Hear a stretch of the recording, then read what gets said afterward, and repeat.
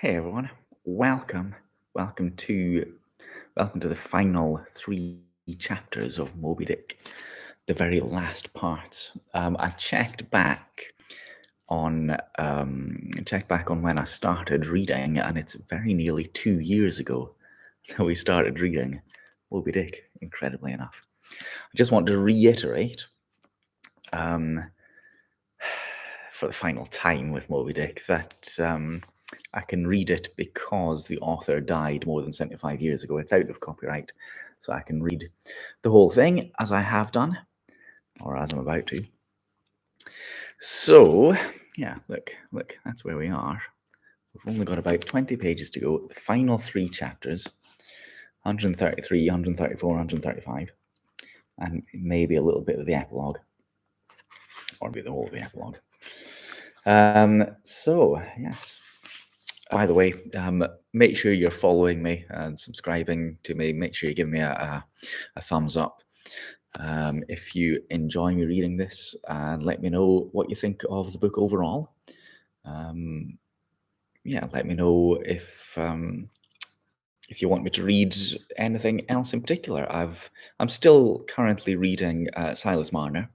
You can watch me reading that from time to time. Fairly regularly. It's not taking as long as Moby Dick. And I will read more books, so let me know what you'd be interested in listening to or watching, or yeah. All right. So let's have chapter 133, The Chase, First Day. That night, in the mid-watch, when the old man, as his wont at intervals, stepped forth from the scuttle in which he leaned and went to his pivot hole, he suddenly thrust out his face, fiercely snuffing up the sea air as a sagacious ship's dog will, in drawing nigh to some barbarous isle. He declared that the whale must be near. Soon that peculiar odour, sometimes to a great distance given forth by the living sperm whale, was palpable to all the watch. Nor was there any mariner surprised when, after inspecting the compass, and then the dog vane, and then ascertaining the precise bearing of the odour as nearly as possible, Ahab rapidly ordered the ship's course to be slightly altered and the sail to be shortened. The acute policy dictating these movements was sufficiently vindicated at daybreak by the sight of a long sleek on the sea directly and lengthwise ahead, smooth as oil, and resembling in the pleated watery wrinkles bordering it the polished metallic-like marks of some swift tide rip at the mouth of a deep rapid stream. "Man the mastheads! Call all hands!" Thundering with the butts of three clubbed handspikes on the forecastle deck, Daggoo roused the sleepers with such judgment claps that they seemed to exhale from the scuttle, so instantaneously did they appear with their clothes in their hands. "What'd you see?" cried Ahab, flattening his face to the sky. Nothing, sir," was the sound hailed down in reply. "T'gallant sails, stun sails, alow and loft, and on both sides." All sail being set, he now cast loose the lifeline, reserved for swaying him to the main royal masthead, and in a few moments they were hoisting him thither, when, while but 2/3 of the way aloft, and while peering ahead through the horizontal vacancy between the main topsail and the topgallant sail, he raised a gull-like cry in the air. "There she blows! There she blows! A hump like a snow hill! It is Moby Dick!" Fired by the cry, which seemed simultaneously taken up by the three lookouts, the men on deck rushed to the rigging to behold the famous whale they had so long been pursuing. Ahab had now gained his final perch, some feet above the other lookouts, Tashtego standing just beneath him on the cap of the topgallant mast, so that the Indian's head was almost on a level with Ahab's feet. From this height, the whale was now seen some mile or so ahead, at every roll of the sea revealing his high sparkling hump and regularly jetting his silent spout into the air. To the credulous mariners, it seemed the same silent spout they had not so long beheld in the moonlight Atlantic and the Indian Oceans. "And did none of ye see it before?" cried Ahab, hailing the perched men all around him. I saw him almost that same instant, sir, the captain said. That Captain Ahab did, and I cried out, said Tashtigo. Not the same instant, not the same. No, the doubloon is mine. Fate reserved the doubloon for me. I only. None of ye could have raised the white whale first. There she blows! There she blows! There she blows! There again! There again! He cried in long-drawn, lingering, methodic tones, attuned to the gradual prolongings of the whale's visible jets. He's going to sound! In stun sails! Down topgallant sails!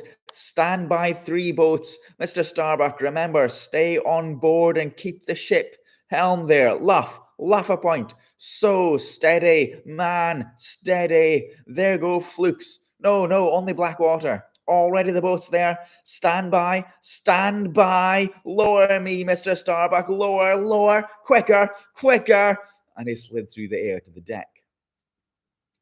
Is he heading straight to leeward, sir? Cried Stubb. Right away from us. Cannot have been seen the ship yet.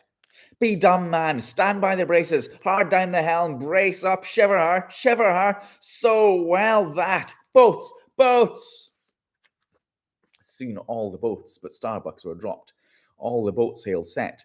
All the paddles playing with rippling swiftness, shooting to leeward, and Ahab heading the onset. A pale death glimmer lit up Fedala's sunken eyes. A hideous motion gnawed his mouth. Like noiseless nautilus shells, their light prows sped through the sea, but only slowly they neared the foe. As they neared him, the ocean grew still more smooth, seemed drawing a carpet over its waves, seemed a noon meadow, so serenely it spread. At length, the breathless hunter came so nigh his seemingly unsuspecting prey that his entire dazzling hump was distinctly visible, sliding along the sea as if an isolated thing, and continually set in a revolving ring of finest, fleecy, greenish foam. He saw the vast, involved wrinkles of the slightly projecting head beyond. Before it, far out on the soft Turkish rugged waters, went the glistening white shadow from his broad, milky forehead. A musical rippling playfully accompanying the shade, and behind the blue waters interchangeably flowing over into the moving valley of his steady wake, and on either hand bright bubbles arose and danced by his side. But these were broken again by the light toes of hundreds of gay fowls softly feathering the sea, alternate with their fitful flight, and like to some flagstaff rising from the painted hull of an argosy, the tall but shattered pole of a recent lance projected from the white whale's back, and at intervals one of the cloud of soft-toed fowls hovering, and to and fro skimming like a canopy over the fish, silently perched and rocked on this pole, the long tail feathers streaming like pennons. A gentle joyousness, a mighty mildness of repose and swiftness invested the gliding whale.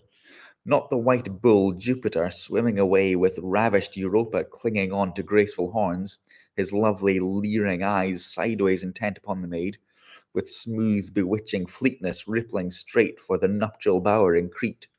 Not Jove, not that great supreme majesty, did surpass the glorified white whale as he so divinely swam. On each soft side, coincident with that parted swell, that but once heaving him, then flowed so wide away. On each bright side the whale shed off enticings.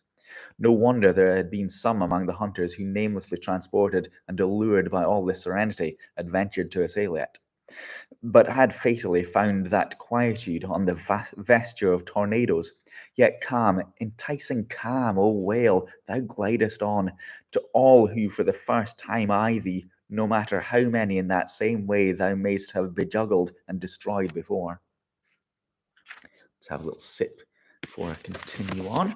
It's thirsty work, this, you know. So finally we've found the whale. Ahab spotted him first. The doubloon is his. And thus, through the serene tranquillities of the tropical sea, among waves whose hand clappings were suspended by exceeding rapture, Moby Dick moved on, still withholding from sight the full terrors of his submerged trunk, entirely hiding the wretched hideousness of his jaw. But soon the forepart of him slowly rose from the water. For an instant, the whole marbleized body formed a high arch like Virginia's natural bridge, and warningly waving his bannered flukes in the air, the grand god revealed himself, sounding, and went out of sight.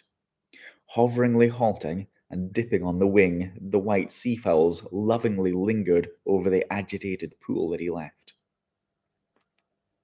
With oars apeak and paddles down, the sheets of their sails adrift, the three boats now stilly floated and waiting Moby Dick's reappearance.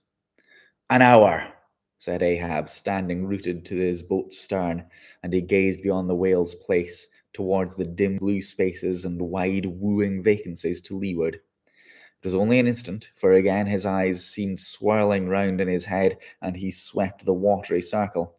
The breeze now freshened, the sea began to swell. "The birds! The birds!" cried Tashtigo. In long Indian file, as when herons take wing, the white birds were now all flying towards Ahab's boat, and when within a few yards began fluttering over the water there, wheeling round and round with joyous expectant cries, their vision was keener than man's. Ahab could discover no sign in the sea. But suddenly, as he peered down and down into its depths, he profoundly saw a white living spot, no bigger than a white weasel, with wonderful celerity uprising and magnifying as it rose, until it turned, and then there were plainly revealed two long crooked rows of white, glistening teeth, floating up from the undiscoverable bottom. It was Moby Dick's open mouth and scrolled jaw, his vast shadowed bulk still half blending with the blue of the sea. The glittering mouth yawned beneath the boat like an open-doored marble tomb, and giving one sidelong sweep with his steering oar, Ahab whirled the craft aside from this tremendous apparition.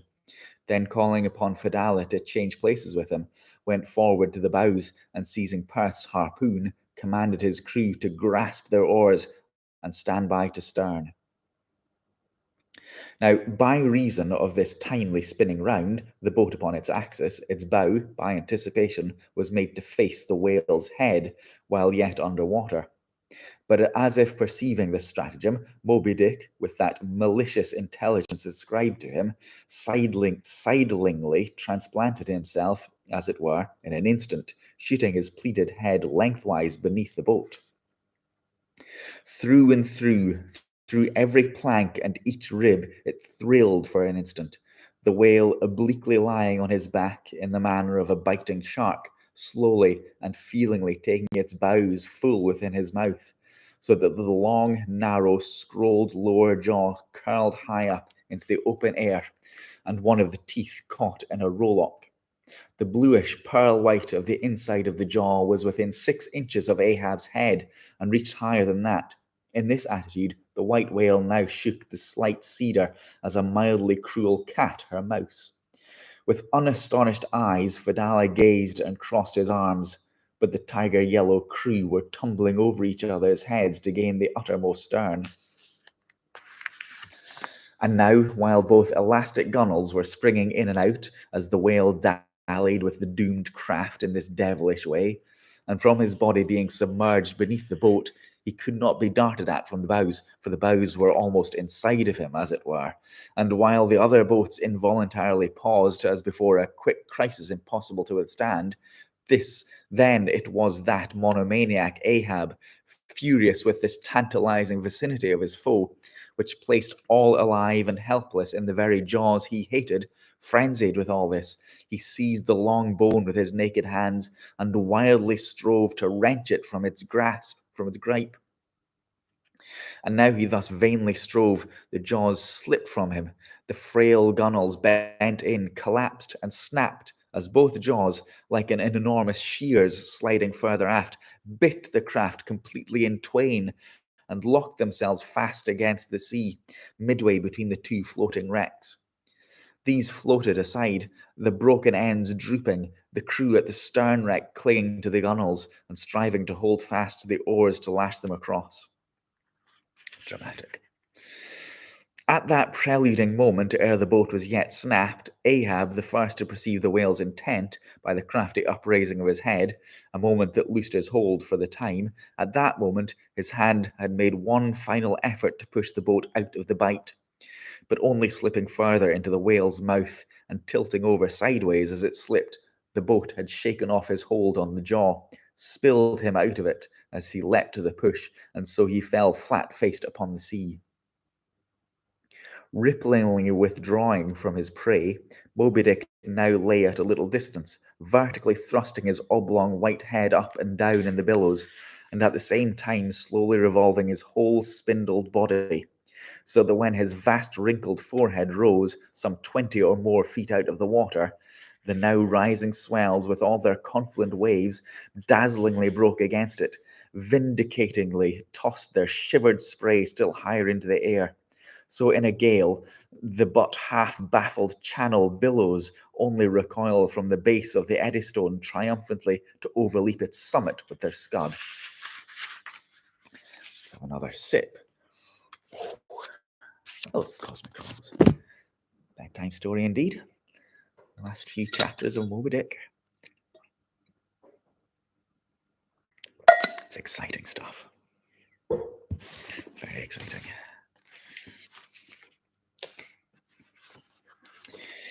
But soon resuming his horizontal attitude, Moby Dick swam swiftly round and round the wrecked crew, sideways churning the water in his vengeful wake, as if lashing himself up to still another and more deadly assault. The sight of the splintered boat seemed to madden him, as the blood of grapes and mulberries cast before Antiochus's elephants in the Book of Maccabees. Meanwhile, Ahab, half smothered in the foam of the whale's insolent tail, and too much of a cripple to swim, though he could still keep afloat, even in that heart of such a whirlpool as that, helpless Ahab's head was seen like a tossed bubble which the least chance shock might burst. From the boat's fragmentary stern, Fedallah incuriously and mildly eyed him. The clinging crew at the other drifting end could not succour him. More than enough was it for them to look to themselves. For so revolvingly appalling was the white whale's aspect, and so planetarily swift the ever-contracting circles he made, that he seemed horizontally swooping upon them. And though the other boats, unharmed, still hovered hard by, still they dared not pull into the eddy to strike, lest that they should be the signal for the instant destruction of the jeopardized castaways. Ahab and all, nor in that case could they themselves hope to escape. With straining eyes, they then remained on the outer edge of this direful zone, whose centre had now become the old man's head. Meantime, from the beginning, all this had been descried from the ship's mastheads, and squaring her yards, she had borne down upon the scene, and she was now so nigh that Ahab in the water hailed her, "Sail on the—" But that moment a breaking sea dashed on him from Moby Dick, and whelmed him for the time. But struggling out of it again, and changing to rise on the towering crest, he shouted, "Sail on the whale! Drive him off!" The Pequod's prows were pointed, and breaking up at the charmed circle, she effectively parted the white whale from his victim. As he sullenly swam off, the boats flew to the rescue. Dragged into Stubbs' boat with bloodshot, blinded eyes, the white brine caking in his wrinkles, the long tension of Ahab's bodily strength did crack, and helplessly he yielded to his body's doom for a time, lying all crushed in the bottom of Stubbs' boat, like one trodden underfoot of herd of elephants. Far inland, nameless wails came for him, as desolate sounds from out ravines. That's Wales, W-A-I-L-S, of course. But this intensity of his physical prostration did but so much the more abbreviate it. In an instant's compass, great hearts sometimes condense to one deep pang, the sum total of those shallow pains kindly diffused through feebler man's whole lives. And so such hearts, though summary in each one's suffering. Still, if the gods decree it, in their lifetime aggregate, a whole age of woe, wholly made up of instantaneous intensities, for even in their pointless centres, those noble natures contain the entire circumference of inferior souls. The harpoon, said Ahab, halfway rising and draggingly leaning on one bended arm. Is it safe? Aye, sir, for it was not darted. This is it, said Stubb, showing it. Lay it before me. Any missing men? 1, 2, 3, 4, 5. There are 5 oars, sir, and here are 5 men. That's good. Help me, man. I wish to stand. So, I see him. There, going to leeward still. What a leaping spout. Hands off from me. The eternal sap runs up in Ahab's bones again. Set the sail out oars. The helm. It is often the case that when a boat is stove, its crew, being picked up by another boat, help to work that second boat, and the chase is thus continued with what is called double banked oars. It was thus now. But the added power of the boat did not equal the added power of the whale, for he seemed to have treble banked every fin, swimming with a velocity which plainly showed that if now, under these circumstances, pushed on, the chase would prove an indefinitely prolonged, if not a hopeless one. Nor could any crew endure for so long a period such an unintermitted, intense straining at an oar. A thing barely tolerable only in some one brief vicissitude. The ship itself, then, as it sometimes happens, offered the most promising intermediate means of overtaking the chase. Accordingly, the boats now made for her, and were soon swayed up to their cranes, the 2 parts of the wrecked boat having been previously secured by her, and then, hoisting everything to her side and stacking her canvas high up, and sideways outstretching it with stun sails, like the double-jointed wings of an albatross, the Pequod bore down in the leeward wake of Moby Dick. At the well-known methodic intervals, the whale's glistening spout was regularly announced from the manned mastheads, and when he would be reported as just gone down, Ahab would take the time, and then pacing the deck, binnacle watch in hand, as soon as the last second of the allotted hour expired, his voice was heard, "Whose is the doubloon now? Just see him?" And if the reply was, "No, sir," straightway he commanded them to lift him to his perch. In this way the day wore on, Ahab now aloft and motionless, anon unrestingly pacing the planks.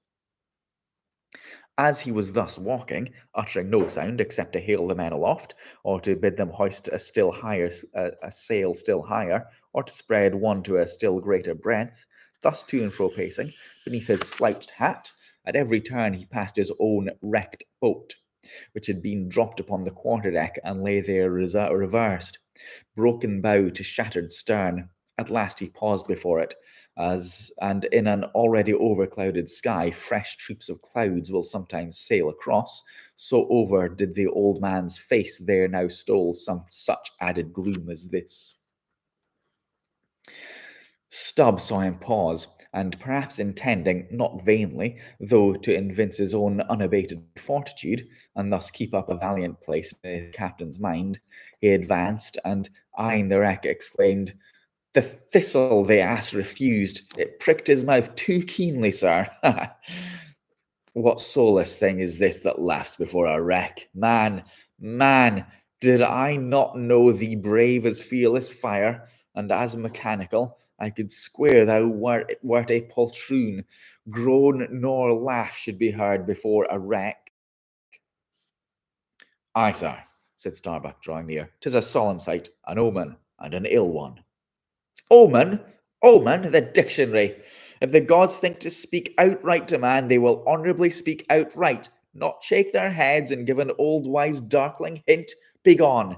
Ye two are the opposite poles of one thing. Starbuck is Stubb reversed, and Stubb is Starbuck, and ye two are all mankind, and Ahab stands alone among the millions of the peopled earth, nor gods nor men his neighbours. Cold, I shiver. How now, aloft there, d'ye see him? Sing out for every spout, though he spout 10 times a second. The day was nearly done. Only the hem of his golden robe was rustling. Soon it was almost dark, but the lookout men still remained unset. "Can't see the spout now, sir. Too dark," cried a voice from the air. How heading when last seen? As before, sir, straight to leeward. Good. He will travel slower now 'tis night. Down royals and topgallant sails, Mrs. Starbuck. We must not run him over before morning. He's making a passage now, and may heave to for a while. Helm there, keep her full before the wind. Aloft, come down. Mr. Stubb, send a fresh hand to the fore masthead, and see it manned till morning. Then advancing towards the doubloon and the mainmast, Men, this gold is mine, for I earned it, but I shall let it abide here till the white whale is dead, and then whoever of ye first raises him, upon the day ye shall be killed. This gold is that man's, and if on that day I shall again raise him, then 10 times its sum shall be divided among ye. Away now, the deck is thine, sir. And so saying, he placed himself halfway within the scuttle, and slouching his hat, stood there till dawn, except when at intervals rousing himself to see how the night wore on. End of chapter 133. Let's have another little sip before we go on. So just 2 more chapters to go. So one of the boats completely shattered. Ahab in the water and brought back again to the Pequod.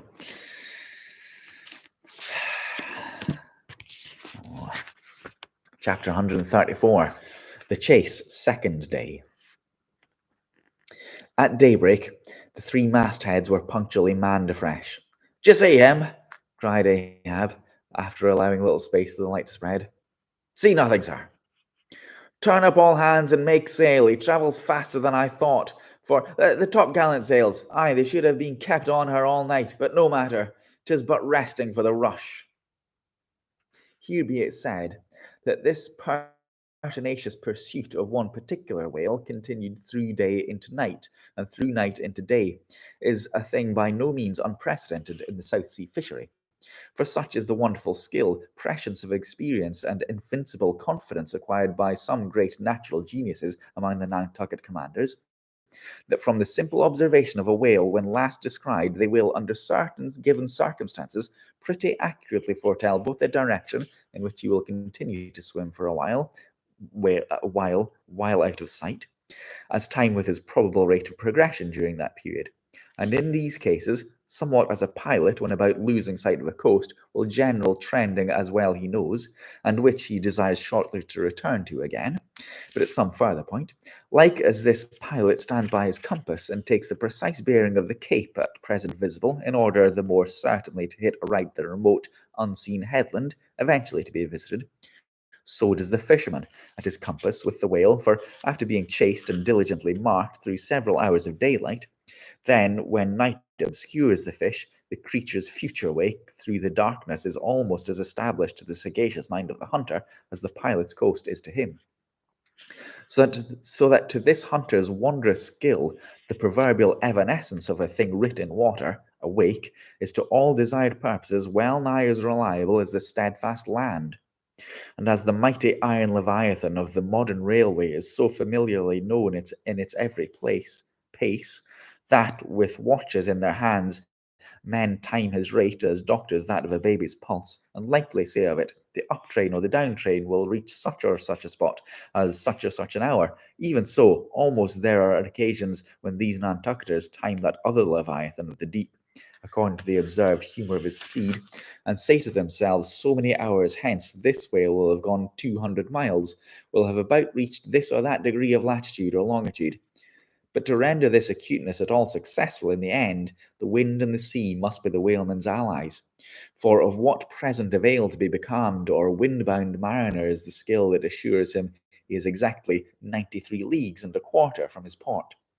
Inferable from these statements are many collateral subtle matters touching the chase of whales. The ship tore on, leaving such a furrow in the sea as when a cannonball, missent, becomes a ploughshare and turns up the level field. "By salt and hemp!" cried Stubb, "but this swift motion of the deck creeps up one's legs and tingles at the heart. This ship and I are 2 brave fellows. Someone take me up and launch me spine-wise on the sea, for by live oaks my spine's a keel." We go the gate that leaves no dust behind.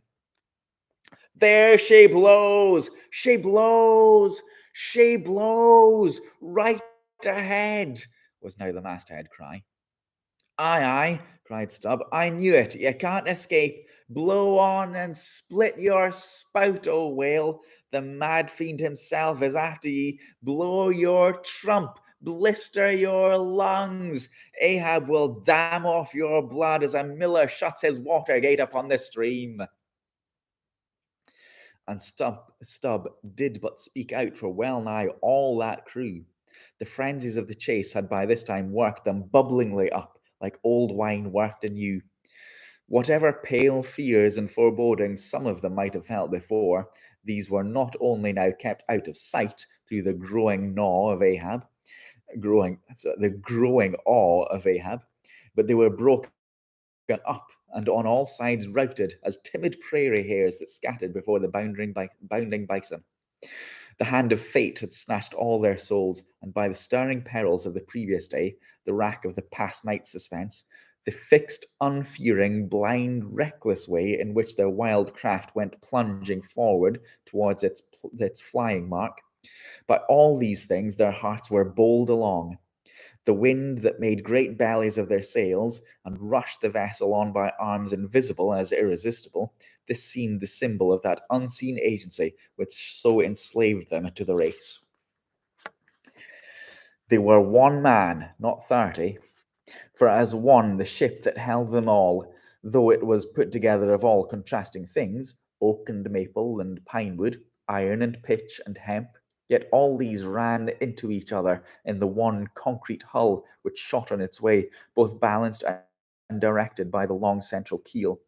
Even so, all the individualities of the crew, this man's valour, that man's fear, guilt and guiltiness, all varieties were welded into oneness, and all were directed to that fatal goal which Ahab, their one lord and keel, did point to. The rigging lived. The mastheads, like the tops of tall palms, were outspreadingly tufted with arms and legs. Clinging to a spar with one hand, some reached forth the other with impatient wavings. Others, shading their eyes from the vivid sunlight, sat far out on the rocking yards. All the spars in full bearing of mortals, ripe and ready for their fate. Ah, how they will still strove through the infinite blueness to seek out the thing that might destroy them. Why sing ye not out for him if ye see him? Cried Ahab, when after the lapse of some minutes since the first cry, no more had been heard. Sway me up, men! Ye have been deceived. Not Moby Dick casts one odd jet that way and then disappears. It was even so.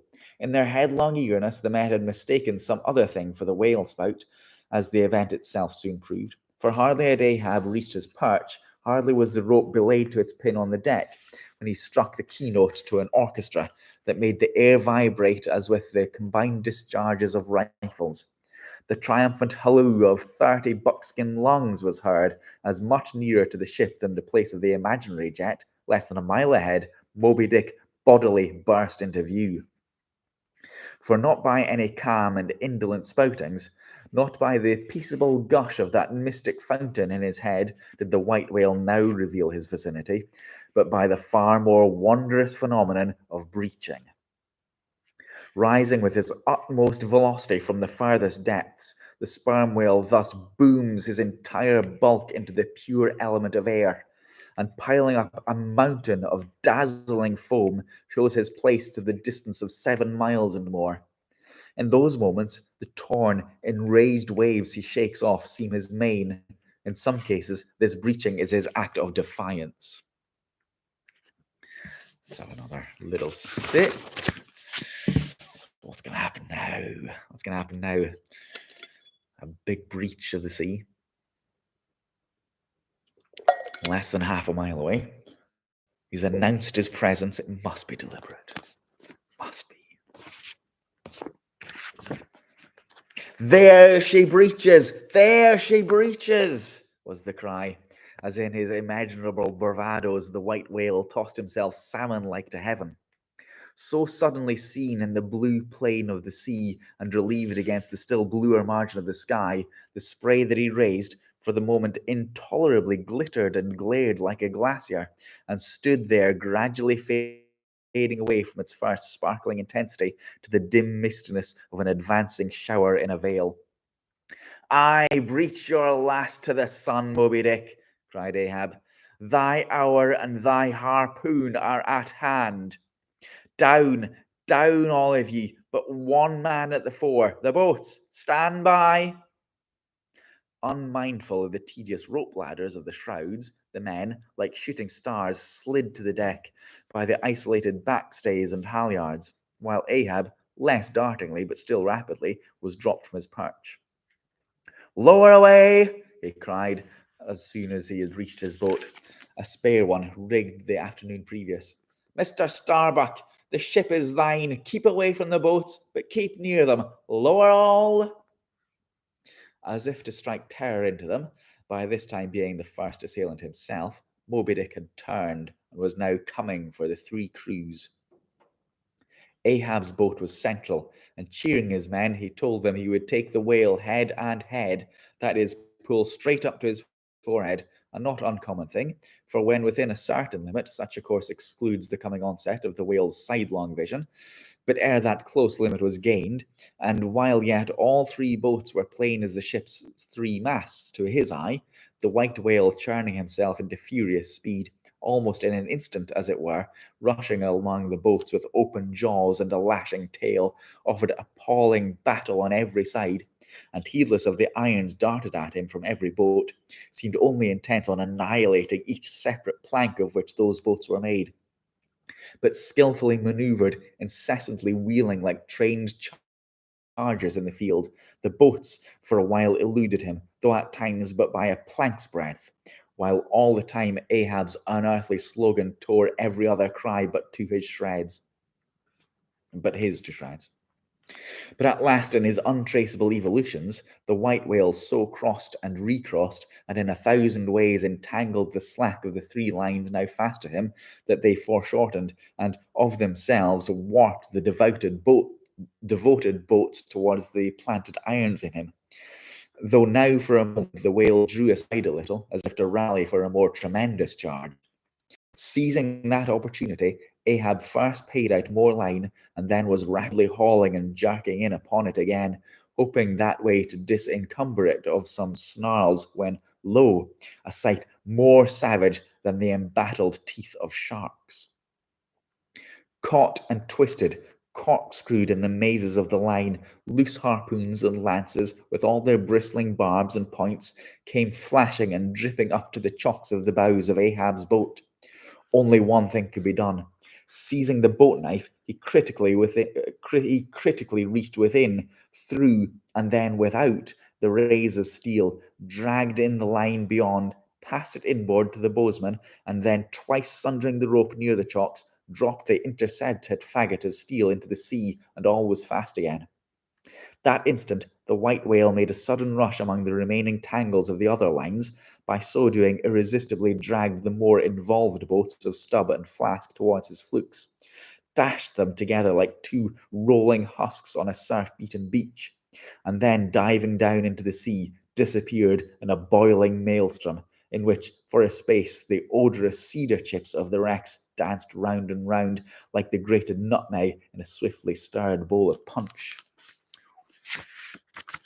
While the two crews were yet circling in the waters, reaching out after the revolving line tubs, oars, and other floating furniture, while a slope little Flask bobbed up and down like an empty vial, twitching his legs upwards to escape the dreaded jaws of sharks, and Stubb was lustily singing out for someone to ladle him up, and while the old man's line, now parting, admitted of his pulling into the creamy pool to rescue whom he could, in that wild simultaneousness of 1,000 concreted perils, Ahab's yet unstricken boat seemed drawn up towards heaven by invisible wires, as, arrow-like, shooting perpendicularly from the sea, the white whale dashed his broad forehead against its bottom, and sent it turning over and over into the air, till it fell again, gunwale downwards, and Ahab and his men struggled out from under it, like seals from a seaside cave. The first uprising momentum of the whale, modifying its direction as he struck the surface, involuntarily launched him along it to a little distance from the centre of the destruction he had made. And with his back to it, he now lay for a moment, slowly feeling with the flukes from side to side, and whenever a stray oar, bit of plank, or least chip or crumb of the boat touched his skin, his tail swiftly drew back and came sideways, smiting the sea. But soon, as if satisfied that his work for the time was done, he pushed his pleated forehead through the ocean, and trailing after him the intertangled lines, continued his leeward way as a traveller's methodic pace. As before, the attentive ship, having descried the whole fight, again came bearing down to the rescue, and dropping a boat, picked up the floating mariners, tubs, oars, and whatever else could be caught at, and safely landed them on our decks.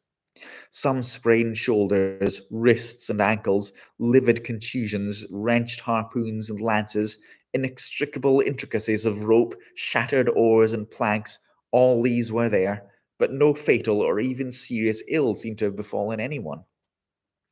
As with Fedallah the day before, so Ahab was now found grimly clinging to his boat's broken half, which afforded a comparatively easy float, nor did it so exhaust him as the previous day's mishap. But when he was helped to the deck, all eyes were fastened upon him, as instead of standing by himself, he still half hung upon the shoulder of Starbuck, who had thus far been the foremost to assist him. His ivory leg had been snapped off, leaving but one short, sharp splinter. Aye, aye, Starbuck, 'tis sweet to lean sometimes, be the leaner who he will, and would old Ahab had leaned oftener than he has. The ferrule has not stood, sir, said the carpenter, now coming up. I put good work into that leg. But no bones broken, sir, I hope, was Stubb's one true concern. Aye, and all splintered to pieces, Stubb, d'ye see it? But even with a broken bone, old Ahab is untouched, and I account no living bone of mine one jot more me than this dead one that's lost. Nor white whale, nor man, nor fiend can so much as graze old Ahab in his own proper and inaccessible being. Can any lead touch yonder floor, yet mast scrape yonder roof? Aloft there, which way?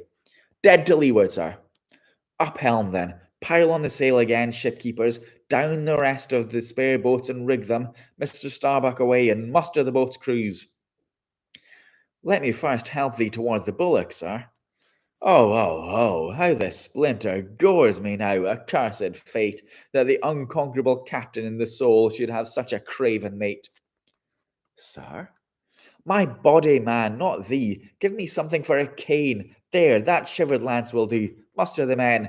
Surely I have not yet seen him. By heaven, it cannot be. Missing. Quick, call him up. The old man's hinted thought was true. Upon mustering the company, the Parsee was not there. The Parsee! Cried Stubb. He must have been caught in... The black vomit wrench thee! Run all of ye above! Hallo, captain, forecastle! Find him! Not gone! Not gone! But quickly they returned to him with tidings that the Parsee was nowhere to be found. Aye, sir, said Stubb. Caught among the tangles of your line. I thought I saw him dragging under. My line? My line? Gone? Gone? What means that little word? What death knell rings in it? That old Ahab shakes as if it were the belfry. The harpoon, too. Toss over the litter there. Do you see it? The forged iron men, the white whales. No, blistered fool. This hand did dart it. 'Tis in the fish. Aloft there. Keep him nailed. Quick, all hands to the rigging of the boats. Collect the oars, harpooners. The irons. Hoist the royals higher. A pull on all the sheets. Helm there, steady for your life. I'll 10 times girdle the unmeasured globe, ye, and die straight through it, but I'll slay him yet. Great God, but for one single instant show thyself, cried Starbuck. Never wilt thou capture him, old man. In Jesus' name, no more of this. That's worse than devil's madness. 2 days chased, twice stove to splinters, thy very leg once more snatched from under thee. thy evil shadow gone, all good angels mobbing thee with warnings. What more wouldst thou have? Shall we keep chasing this murderous fish till he swamps the last man? Shall we be dragged by him to the bottom of the sea? Shall we be towed by him to the infernal world? Oh, impiety and blasphemy to hunt him more! Starbuck, of late I've felt strangely moved to thee, ever since that hour we both saw. Thou knowest what, in one another's eyes, but in this matter of the whale, be the front of thy face to me as the palm of this hand, a lipless, unfeatured blank. Ahab is forever Ahab, man. This whole act's immutably decreed. 'Twas rehearsed by thee and me a billion years before the ocean rolled. Fool, I am the fate's lieutenant. I act under orders. Look, thou underling, that thou obeyest mine. Stand round me, men. You see an old man cut down to the stump, leaning on a shivered lance, propped up on a lonely foot. 'Tis Ahab, his body's part, but Ahab's soul, a centipede that moves upon 100 legs. I feel strained, half stranded as ropes that tow dismasted frigates in a gale, and I may look so. But ere I break, ye'll hear me crack. Until ye hear that, know that Ahab's hawser tows his purpose yet. Believe ye, men, in the things called omens, then laugh aloud and cry encore, for ere they drown, drownings things will twice rise up to the surface, then rise again to sink forevermore.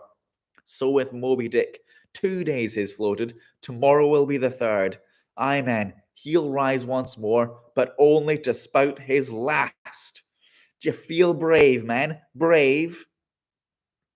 As fearless fire, cried Stubb. And as mechanical, muttered Ahab. Then, as the men went forward, he muttered on, the things called omens. And yesterday I talked the same to Starbuck there concerning my broken boat. Oh, how valiantly I seek to drive out of others' hearts what's clinched so fast in mine.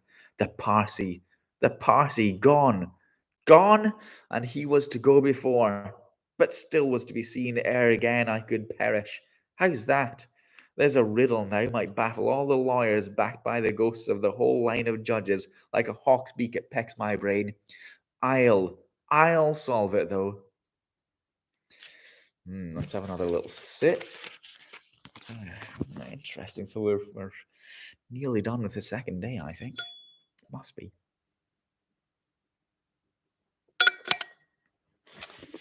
How many boats is that gone now? Just the 2? 3, is it? When dusk descended, the whale was still in sight to leeward. So once more the sail was shortened, and everything passed nearly as on the previous night. Only the sound of hammers and the hum of the grindstone was heard till nearly daylight, and the men toiled by lanterns in the complete and careful rigging of the spare boats, and sharpening their fresh weapons for the morrow. Meantime, of the broken keel of Ahab's wrecked craft, the carpenter made him another leg, while still as on the night before, slouched Ahab stood fixed within his scuttle, his hid heliotrope glance anticipatingly gone backwards on its dial, sat due eastwards for the earliest sun. Right, chapter 135, final chapter, the chase, third day. So we've only got another 9 pages to go. So nearly 2 years we've been reading this. Final chapter. The morning of the third day dawned fair and fresh, and once more the solitary nightman at the fore-masthead was relieved by crowds of the daylight lookouts, who dotted every mast and almost every spar. "Just see 'em!" cried Ahab, but the whale was not yet in sight. In his infallible wake, though, but following that wake, that's all. Helm there, steady as thy ghost, and hast been going. What a lovely day again, were it a new-made world and made for a summer house to the angels. And this morning, the first of its throwing open to them, a fairer day could not dawn upon that world. Here's food for thought, though. Had Ahab time to think, but Ahab never thinks. He only feels, feels, feels. That's tingling enough for mortal man to think's audacity. God only has that right and privilege. Thinking is, or ought to be, a coolness and a calmness, and our hearts throb, and our poor brains beat too much for that.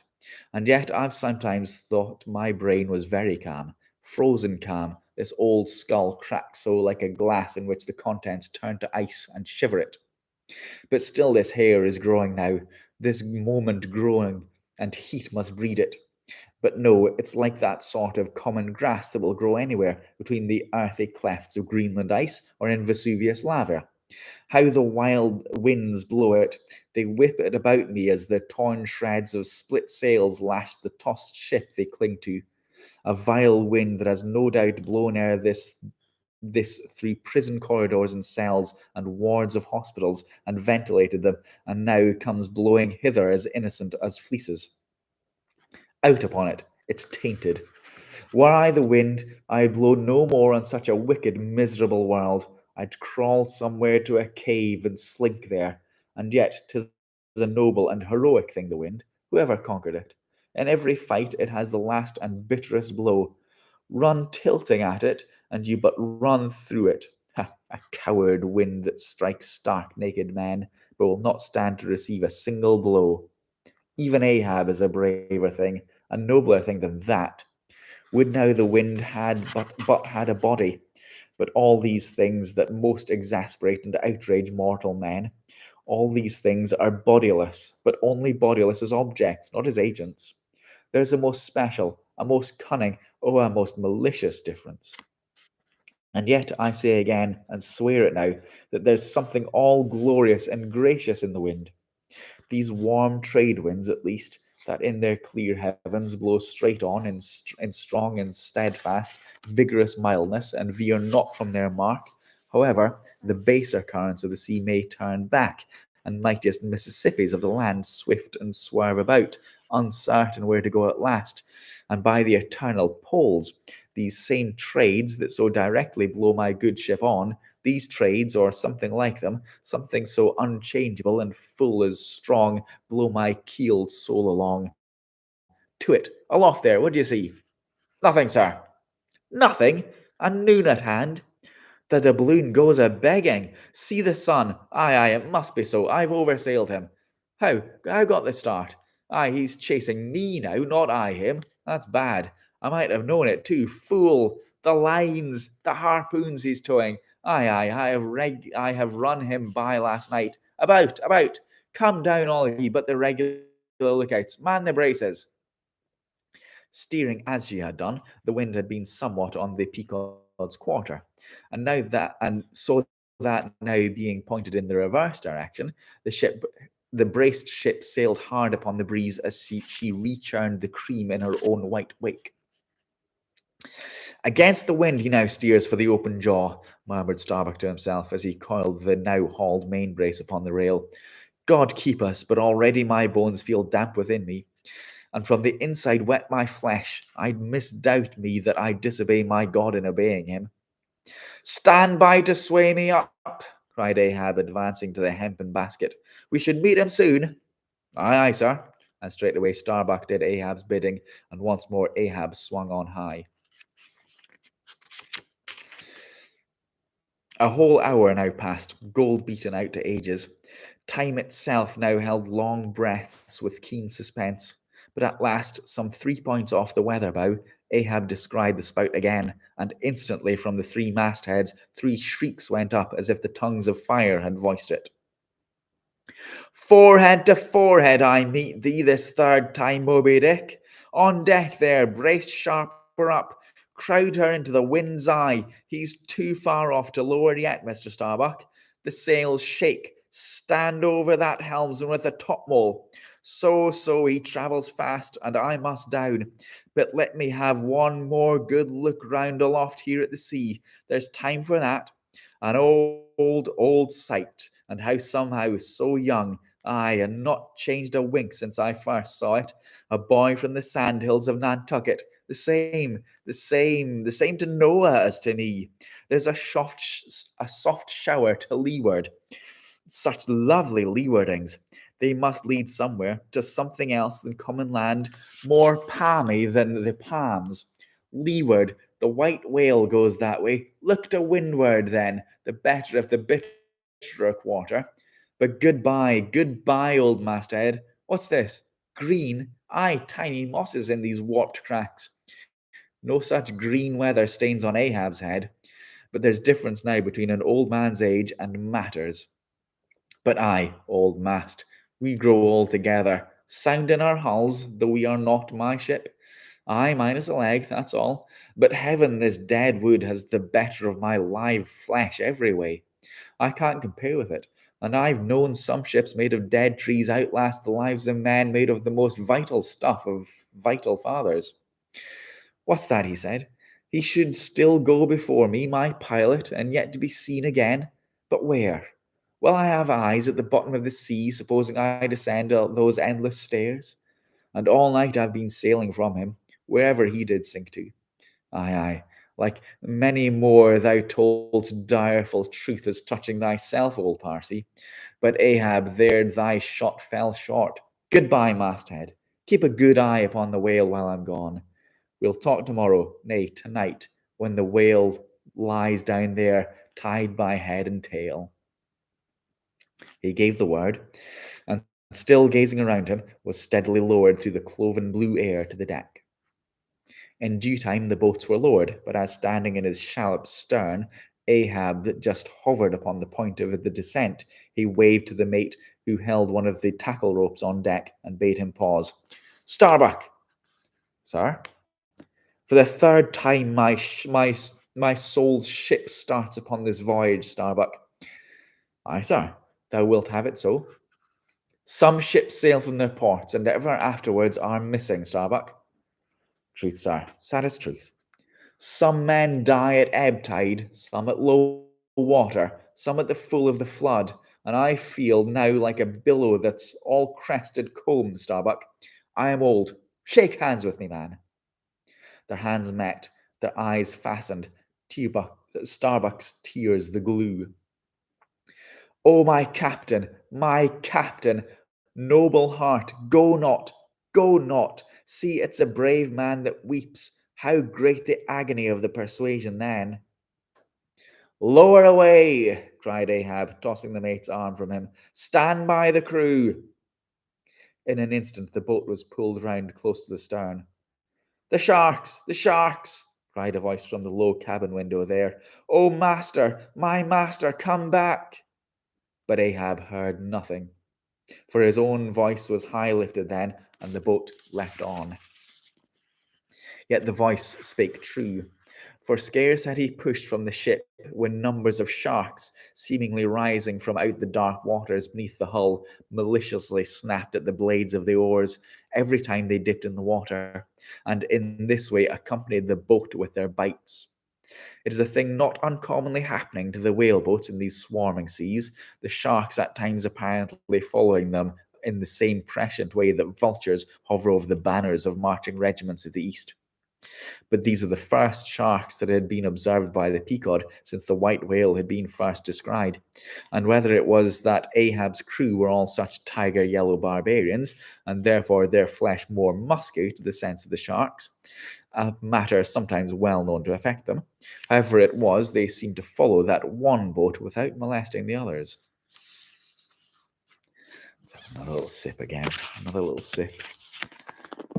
Not many pages to go. Why do the sharks follow that boat?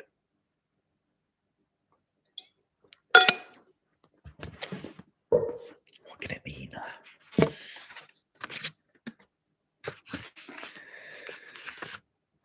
Heart of wrought steel, murmured Starbuck, gazing over the side, and following with his eyes the receding boat. Canst thou yet ring boldly to that sight, lowering thy keel among ravening sharks, and followed by them, open-mouthed to the chase?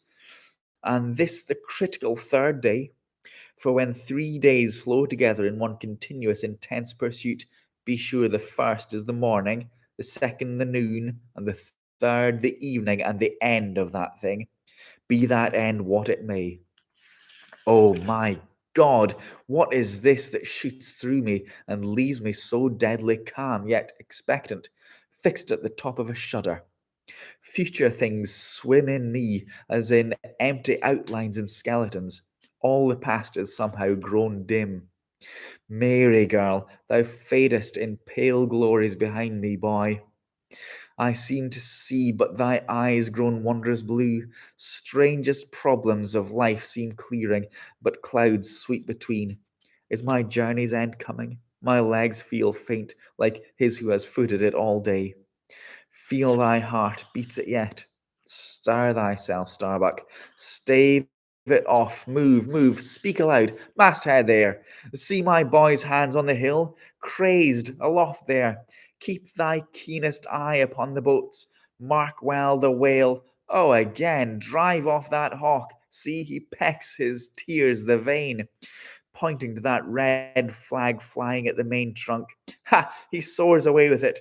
Where's the old man now? Seest thou that sight? O Ahab, shudder, shudder! The boats had not gone very far when a signal from the mastheads, a downward pointed arm, Ahab knew that the whale had sounded. But intending to be near him at the next rising, he held on his way, a little sideways from the vessel, the becharmed crew maintaining the profoundest silence as the head-beat waves hammered and hammered again from the opposing bow. Drive, drive in your nails, O waves, to the uttermost heads, drive them in. Ye but strike a thing without a lid, and no coffin, and no hearse can be mine, and hemp only can kill me. Suddenly the waters around them slowly swelled in broad circles, then quickly upheaved, as if sideways sliding from a submerged berg of ice, swiftly rising to the surface. A low rumbling sound was heard, a subterraneous hum, and then all held their breaths, as bedraggled with trailing ropes and harpoons and lances, a vast form shot lengthwise but obliquely from the sea. Shrouded in a thin, drooping veil of mist, it hovered for a moment in the rainbowed air, and then fell swamping back into the deep.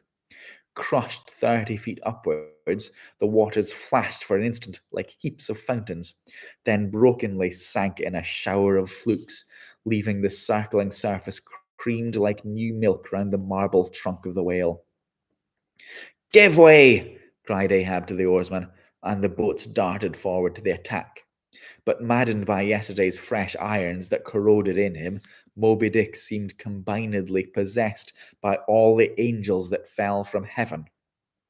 The wide tiers of welded tendons overspreading his broad white forehead beneath the transparent skin looked knitted together as head on he came churning his tail among the boats, and once more flailed them apart, spilling out irons and lances from the two mates' boats, and dashing in one side of the upper part of their bows, but leaving Ahab's almost without a scar. While Dagu and Kekeg were stopping the strained planks, and as the whale swimming out from them turned and showed one entire flank as he shot by them again, at that moment a quick cry went up, lashed round and round to the fish's back, pinioned in the turns upon him, turns in which, during the past night, the whale had reeled the involutions of the lines around him. The half-torn body of the Parsee was seen, his sable raiment frayed to shreds, his distended eyes turned full upon Ahab. The harpoon dropped from his hand. Befooled! Befooled! Drawing in a long, lean breath. Aye, Parsee, I see thee again. Aye, and thou goest before, and this, then, is thy hearse that thou didst promise. But I hold to thee the last letter of thy word. Where is the second hearse? Away, mates, to the ship. Those boats are useless now. Repair thee if you can in time, and return to me. If not, Ahab is enough to die. Down, men. The first thing that but offers to jump from this boat I stand in, that thing I harpoon. Ye are not other men, but my arms and legs, so obey me. Where's the whale? Gone down again? but he looked too nigh for the boat, for as if bent upon escaping with the corpse he bore, and as the particular place of the last encounter had been but a stage in his leeward voyage, Moby Dick was now again steadily swimming forward, and had almost passed the ship, which thus far had been sailing in the contrary direction to him, though for the present her headway had been stopped. He seemed swimming with his utmost velocity, and now only intent upon pursuing his own straight path in the sea. "Oh, Ahab!" cried Starbuck. "Not too late, is it? Even now, the third day to desist. See, Moby Dick seeks thee not. It is thou that madly seekest him." Setting sail to the rising wind, the lonely boat was swiftly impelled to leeward by both oars and canvas. And at last, when Ahab was sliding by the vessel, so near as plainly to distinguish Starbuck's face as he leaned over the rail, he hailed him to turn the vessel around and follow him, not too swiftly, at a judicious interval. Glancing upwards, he saw Testigo, Queequeg, and Daggoo eagerly mounting to the three mastheads, while the oarsmen were rocking in the two staved boats which had just been hoisted to the side and were busily at work in repairing them. One after the other, through the portals, as he sped, he also caught flying glimpses of Stubb and Flask busying themselves on deck among bundles of new irons and lances. As he saw all this, as he heard the hammers in the broken boats, far other hammers seemed driving a nail into his heart. But he rallied, and now marking that vane or flag was gone from the masthead, he shouted to Testigo, who had gained the perch, to descend again for another flag and a hammer and nails, so to nail it to the mast. Whether fagged by 3 days' running chase and the resistance to his swimming in the knotted hamper he bore, or whether it was some latent deceitfulness and malice in him, whichever was true, the white whale's way now began to abate, as it seemed, from the boat so rapidly nearing him once more, though indeed the whale's last start had not been so long as before. And still as Ahab glided over the waves, the unpitying sharks accompanied him, and so pertinaciously stuck to the boat, and so continually bit at the plying oars, that the blades became jagged and crushed, and left small splinters in the sea at almost every dip. "Heed them not! Those teeth but give new rollicks to your oars. Pull on! 'Tis the better rest, the shark's jaw than the yielding water. But at every bite, sir, the thin blades grow smaller and smaller. They will last long enough. Pull on! But who can tell," he muttered, "whether these sharks swim to feast on the whale or on Ahab? But pull on! Aye, all alive now, we near him. The helm! Take the helm! Let me pass!" And so saying, two of the oarsmen helped him forward to the bows of the still flying boat. Let's have another sip. Another sip. It's got to be the end now. It's got to be right at the end.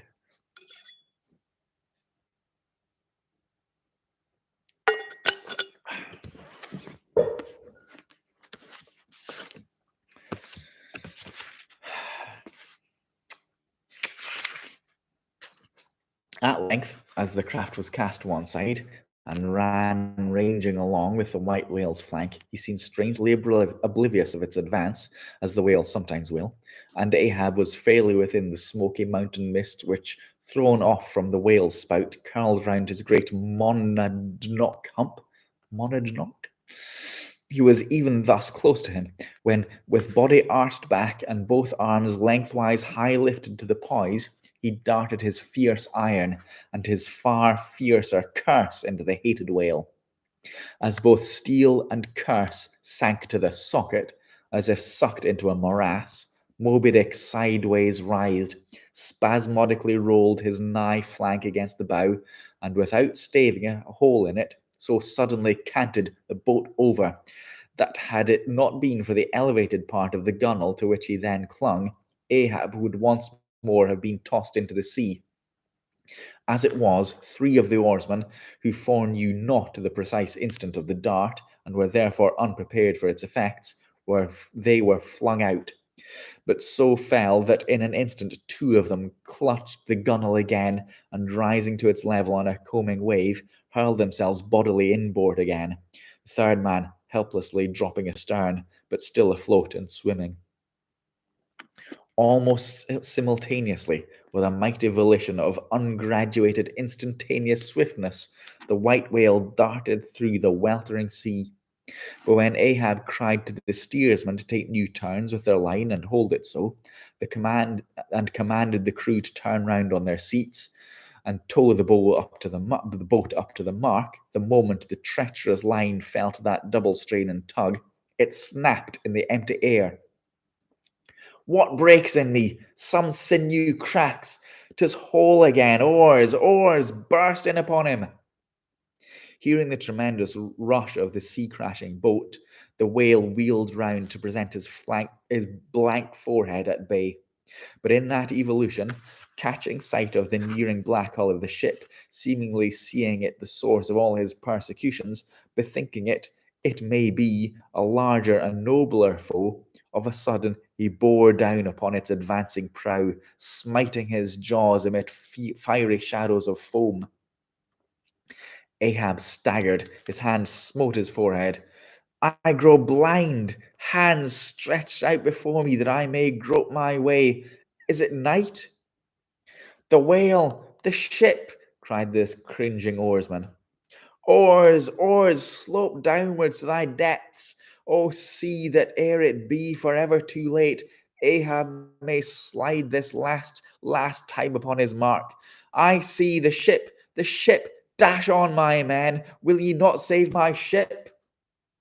But as the oarsmen violently forced their boat through the sledge-hammering seas, the before whale-smitten bow ends of two planks burst through, and in an instant almost the temporarily disabled boat lay nearly level with the waves, its half-wading, splashing crew trying hard to stop the gap and bail out the pouring water.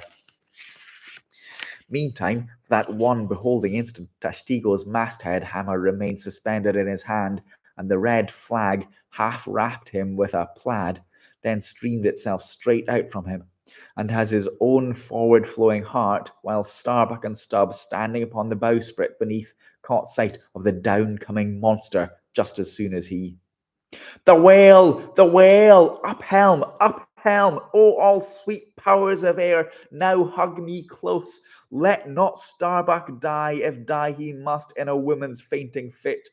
Up helm, I say, ye fools, the jaw, is this the end of all my bursting prayers, all my lifelong fidelities? O Ahab, lo thy work, steady, helmsman, steady. Nay, up helm again, he turns to meet us. Oh, his unappeasable brow drives on towards one whose duty tells him he cannot depart. My God, stand by me now. Stand not by me, but stand under me, whoever ye are that will now help Stubb. For Stubb too sticks here. I grin at thee, thou grinning whale. Whoever helped Stubb or kept Stubb awake, but Stubb's own unwinking eye. And now poor Stubb goes to bed upon a mattress that is all too soft. Would it were stuffed with brushwood. I grin at thee, thou grinning whale. Look ye, sun, moon, and stars, I call ye assassins of a good fellow as ever spouted up his ghost. For all that, I would yet ring glasses with thee, would ye but hand the cup. Oh, thou grinning whale, but there'll be plenty of gulping soon.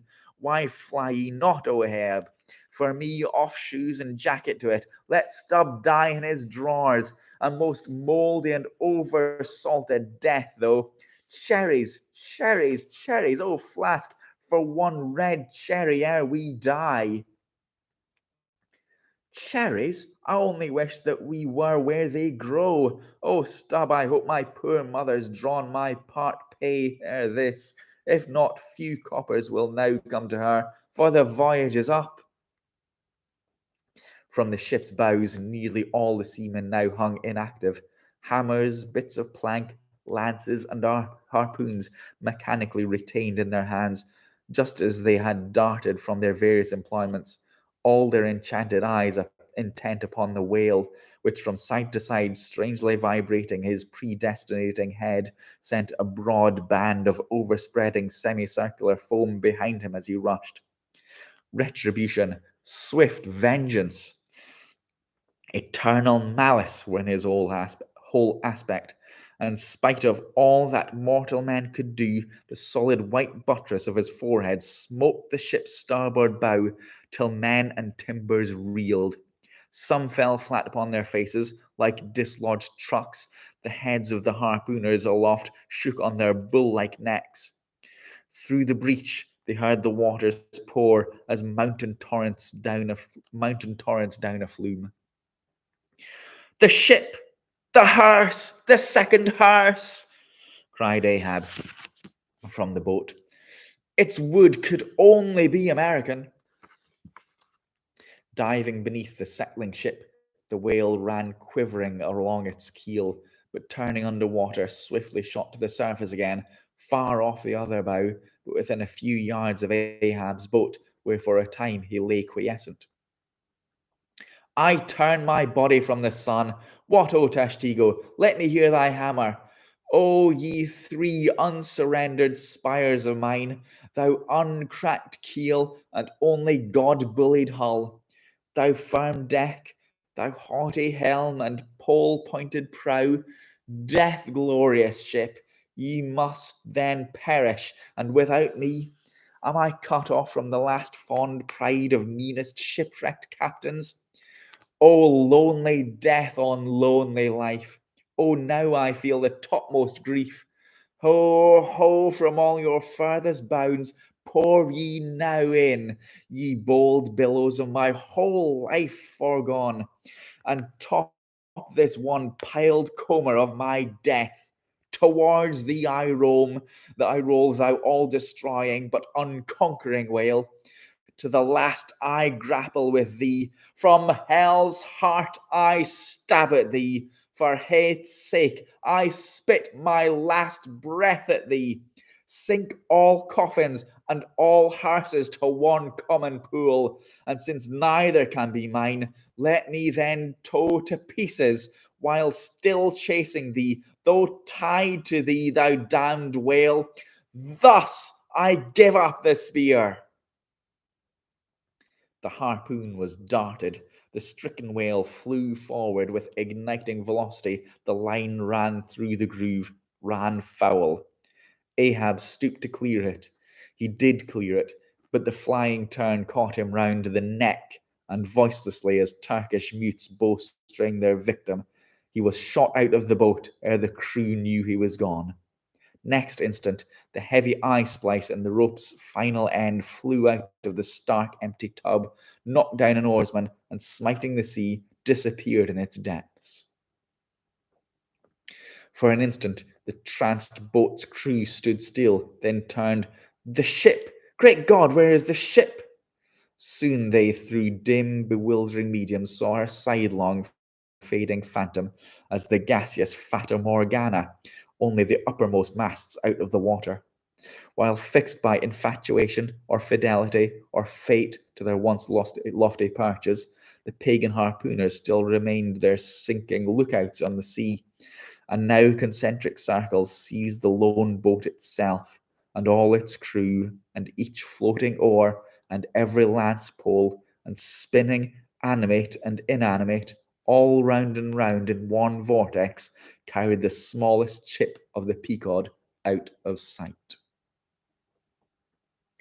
But as the last whelmings intermixingly poured themselves over the sunken head of the Indian at the masthead, leaving a few inches of the erect spar yet visible, together with long streaming yards of the flag, which calmly undulated with ironical coincidencings over the destroying billows they almost touched.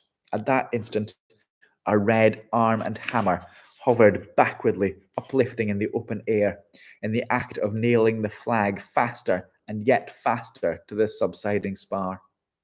A skyhawk that tauntingly had followed the main truck towards from its natural home among the stars, pecking at the flag and incommoding Tashtigo there.